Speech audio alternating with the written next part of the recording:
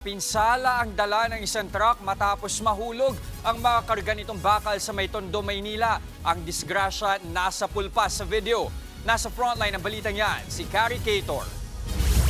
Sabado ng madaling araw sa Barangay 106 sa Tondo, Maynila, makikita ang pag-u-turn ng isang truck sa northbound lane ng Mel Lopez Boulevard o Radial Road 10. Tila maayos ang pagkakaliko ng driver. Pero pagdating niya sa kabilang bahagi ng kalsada, bigla na lang bumigay ang katawan ng truck at nahulog ang karga nitong mahigit 200 bakal. Napatagilid din tuloy ang truck. Nadagana ng mga bakal ang 3 motorsiklong nakaparada sa tapat ng isang maliit na tindahan.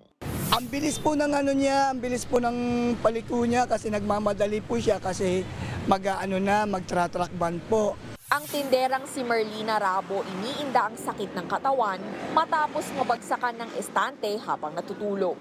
Nagulat lang po kami. Hindi ako kagad-agad nakalabas kasi naipit ng 2 motor. Sa huli nauwi sa aregluhan ang may-ari at driver ng truck at ang mga biktima. Samantala naperwisyo rin ang mga motorista matapos makasagabal sa kalsada ang mga nagkalat na bakal.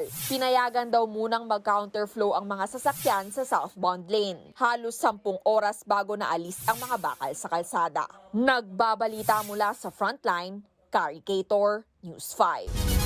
Mga kapatid, Jess De Los Santos po. Iba na ang may alam at may pakialam sa panahon ngayon. Para sa tuloy-tuloy na balitaan sa Frontline kahit weekend, mag-follow at mag-subscribe sa social media pages ng News 5.